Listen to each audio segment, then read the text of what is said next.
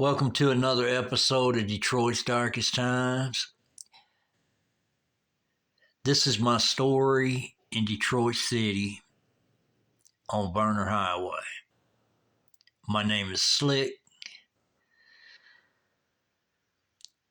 and I want to share this highway with you all and the stories and the history of Slick, myself, on Detroit's Darkest Times. So we're going to get into it.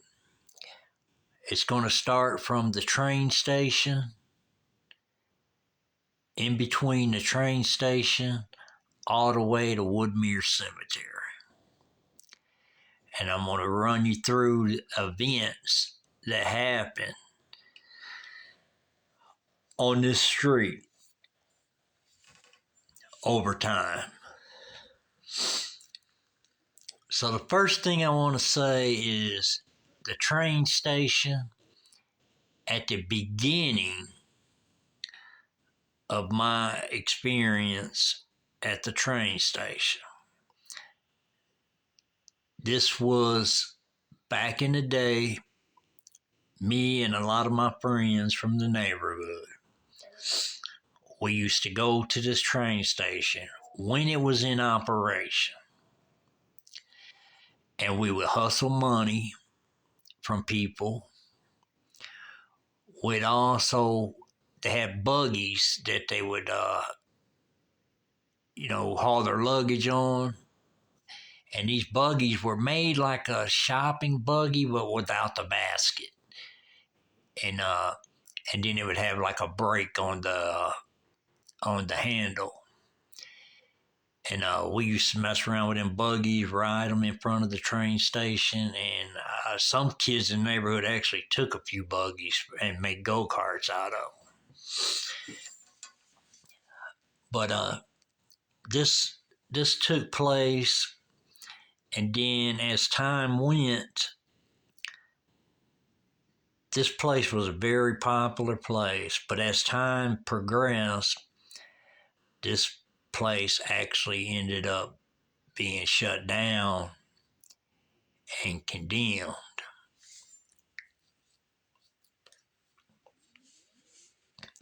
And it's probably got a lot to do with the Detroit robbery that was taking place at the time. And there was, so much corruption going on in Detroit at the time, and robberies and everything like that, you couldn't really point just at a certain person, but there are certain people that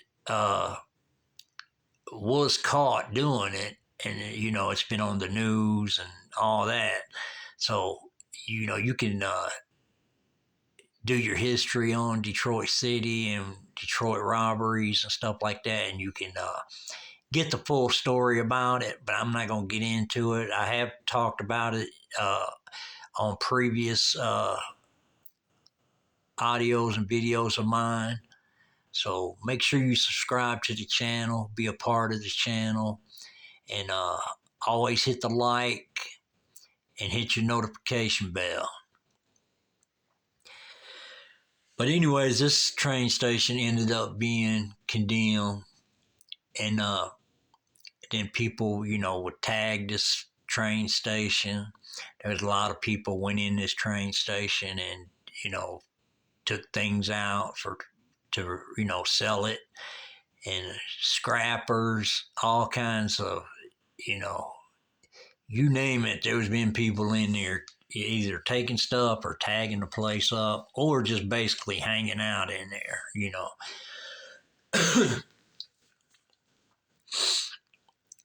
But as time goes, right down from the train station, underneath the train tracks, this is Burner Highway.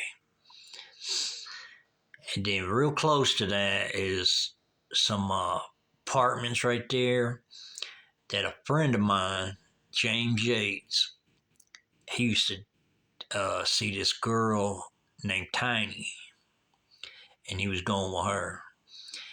And Also, another friend of his was staying there, and I believe his uncle stayed there, which was Philip Hill. And at this time, he was going with some, I think she was a Mexican chick over there, and I met all of them and stuff and know them. I just can't remember some of their names. But anyways, so they James was going with Tiny, and they was hanging out over there a lot. I went by there quite a bit, stuff like that. But as years passed, I asked James about Tiny. This is years past where they was no longer together, or they were together, and then she left.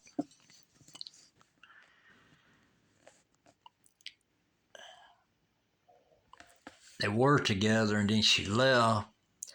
And then he told me that she got hooked on drugs, and then she ended up passing away or whatever.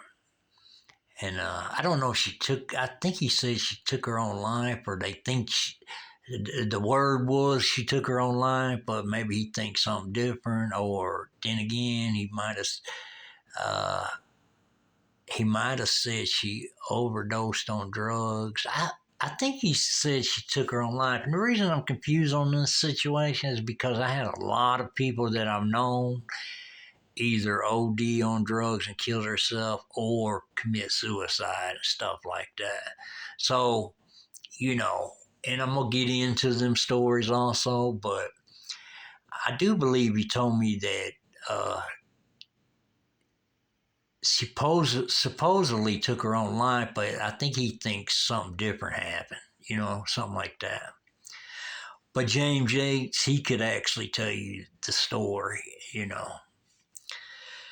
And I will say this, if James Yates listening or any of my friends is listening that's still around, I hope you all get you a channel going where you, because I know we all got some serious stories and a lot of things to say. And hopefully y'all could get, a channel going, and then, things like that, because it just really helps you to talk about the situations that happen, and collab and all that. So that being said, if y'all ain't got a channel, get you a channel. And it's just therapy for you, to be honest with you. Whether it be anything else, the therapy would be great for all of us as a group. But anyways, getting back to the store. So she ends up, passing away and stuff like that. Then about a block up from there, down a side street, I knew some people that lived in the upstairs building over there, and I used to go over there quite a bit. And at this time, there ain't many houses right there where I'm talking about, just a few. And it's kind of like secluded, basically. But I used to go there and hang out sometimes. And then on up from there, we knew this girl that lived on the second floor, right on Burner. And her mom used to go across the street to the bar a lot. So a lot of times when her mom was at the bar, she would yell down to us. We'd be hanging out right on Burner, and she'd yell down to us to come up, because her mom would be at the bar, and we'd go up there and hang out with her. But really, she wasn't supposed to have anybody in the apartment. And if you're listening to this, you know who you are. I'm not gonna call your name. But anyways, that takes place, and then right down from that is is a place where I had attended a wedding at.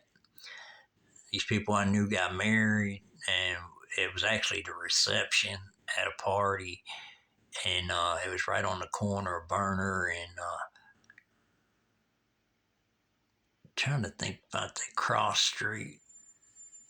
I'm not certain on the cross street, but anyways, it was on Burner, and there's a big hall there on Burner, and it was the only hall there on Burner. So people who's familiar with Burner would know what I'm talking about.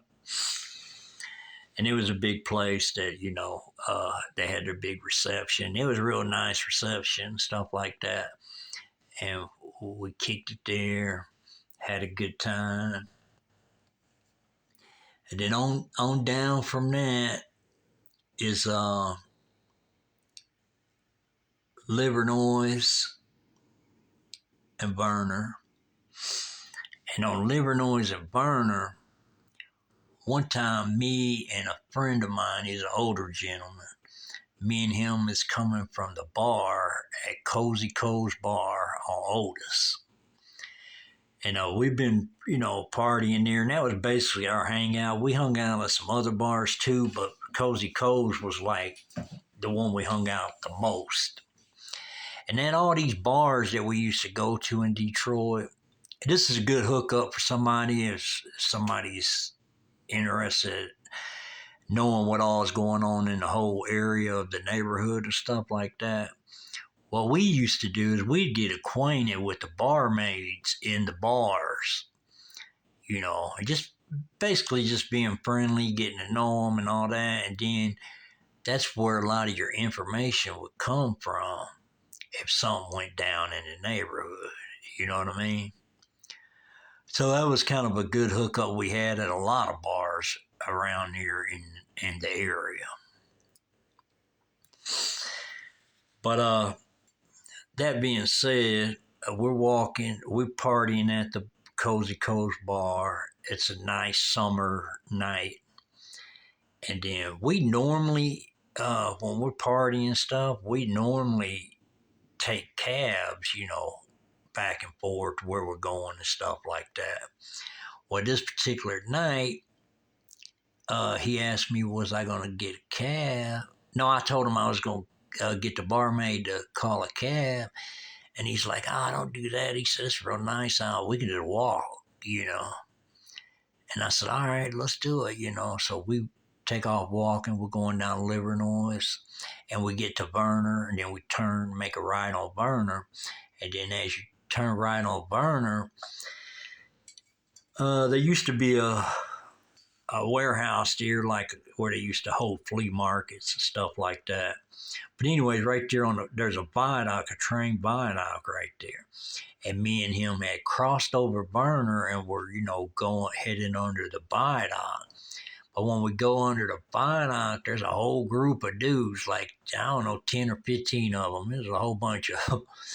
And so they come at us and they don't say nothing, but one gets by me and just knocks me out with something. I don't know if he had a pole or stick or what he had, but he knocked me out just right away. So that's the only thing I remember until I woke up. And when I woke up, I'm still under the viaduct, laid out, and I look over, and then my friend is laid out too, which was an older gentleman, and but he's got blood all over him. So then I shake it off. I get up. At this time, my pocket's tore and my wallet's gone. And then I go over to him, and like I said, he's got blood on him, but he's laid on his back. And his wallet is on top of him. And so obviously he got into a scuffle with them. It was basically a knife fight. And then obviously they knocked him out also. But what was crazy is they, put his wallet back on top of him, And I never asked him, did they take his money out of the wallet? But most of the time, he didn't carry money in his wallet. He carried money in his front pocket. So they probably didn't get. That's probably why they threw the wallet back at him, because he didn't have no money in the wallet. And my wallet had money in it, but they took the whole wallet. But I thought it was crazy that they left his wallet and took mine. But anyways, when I come to and I look at him, he's bloody. His wallet's sitting on top of him. And I go over there and I shake him because I don't know if he's alive or dead, you know. And I shake him, and then he wakes up. And then I said, man, you got to get up. And so he gets up, he gets his wallet, and I told him, I said, I guess they knocked both of us out, you know. But obviously, before they knocked him out, they got into a scuffle and got into a knife fight. And then that's the reason because he got cut up, and I didn't, you know. But so we got up, we walked down Verner, went to his apartment, and he lived on Central, right across from the Milo's bar. And we get to his place, his girlfriend's there, she's checking him out, trying to doctor him up. And then she said, I'm going to call an ambulance because you need to go to the hospital because you got bad cuts on you and you need to be sewed up. And then she asked me, did I need to go? And I was like, no, I'm going to go. I'm going to head on home, you know. And so that's what I did. She called the ambulance. Before the ambulance got there, I was done headed out the building. I was headed to the house, and I lived over on Homer. And I lived in different spots over there. I lived on Homer, Woodmere, and then I lived on Woodlawn too. And but anyways, I headed to the house, and at that day I was supposed to go get fitted for tuxedos because I was in gonna be going to a wedding, you know. And so I had to, you know, get a shower and all that, and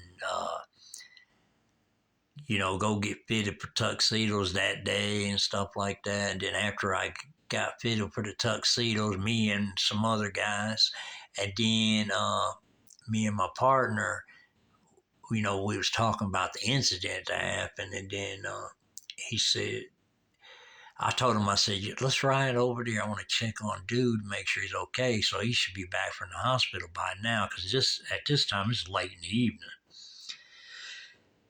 And this dude drunk Budweiser, and he smoked Pall Mall cigarettes without the filter. So I told my partner, I said, pull over at the store. I'm going to get him a 6-pack of Budweiser and a couple packs of cigarettes, you know. And so I did that, and then went to his apartment, checked on him. And my partner knows this guy too from way back. And so went back. He was all stitched up and bandaged up and stuff like that. And I told him I was coming back to check on him, make sure he's all right. And he's like, yeah, they had to sew me up and stuff like that. And I said, I brought you a 6-pack and a couple packs of cigarettes. And he was glad of that, you know, that I brought him, because he said he felt like he needed a cold drink, you know. And at this time, I'm talking about everybody that was anybody drink in Detroit City. You know, I mean, it was just all the time, you know, around the clock kind of thing. But anyways, we did that, and then visit for a little while, and then we, you know, headed out. But when we headed out, I told him, I said, hey, let's go back to the place where this happened at, and I want to look around and see if I can find my wallet. Because, you know, I'm thinking they took the money out and just threw the wallet somewhere. You know, so my wallet may still be there. I just didn't find it. You know what I mean? And but anyways, because they might have threw it, and then again they might have kept it. I don't know, but I'm thinking they might have took something out and threw it somewhere. I just didn't find it, so it could still be there. So you just never know, you know what I mean? And but that was another incident that happened. And then on up from that viaduct, there's a car wash that was there, and this is where it splits up, where Dix goes one way and Werner goes another way. There's a car wash right there, at the beginning of the split. And at this car wash, one time, years back, I stayed at this car wash for a while because what had happened is I separated with my girl, and then I was like staying in my car, and I stayed in my car, and this is where I would be at. I would park in the car wash and just stay there, And I stayed there for a good while, but then after that, one of my friends, I was talking to him and telling him about it or whatever, and he was like, "Man, you can't be staying like that." He said, "You can come stay at my house." So that's what took place. Then I ended up going to stay with him, and then uh, got straightened out after all that. But I'm just talking about events that happen on Werner Highway. So that takes place, and then on up Werner, some more is a building where a friend of mine had a building there, and I've stayed up there before and partied up there and all that. But he ended up dying in his apartment in his bed or something like that. From the story I heard, I wasn't there when it happened, but that's a story I heard, and it was just a crazy kind of thing. But then on down from that, there's a park on Woodmere, and across the street, and we hung out at that park sometimes, and we'd take beer over there and stuff like that, and just kind of party over there and stuff. So there's just a whole bunch of things we did on Werner, and them are some of the things that I'll share at this point. But there's more to come. And like I said, I'm trying to get the subscribers up, and we can get in deep. I'm gonna go a full circle is what I'm gonna do. I'm gonna go from the beginning, and not saying my stories ain't been interested, but it gets deeper, darker, crazier, and all that. So let's get the subscribers up. Let's get the likes up, so we can really make a full circle and go in dig it, the nitty gritty stuff. But that being said, that's just some things that happen on Werner, and I want to shout out to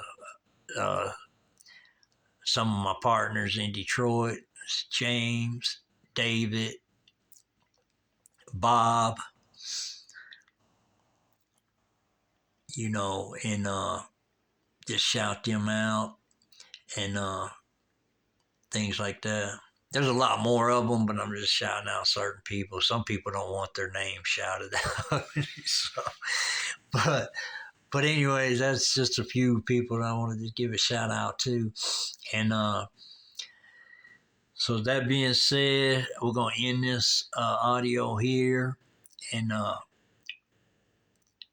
tell a friend to tell a friend. Make sure you subscribe. More stories to come. Be watching out for it. Peace. We're out.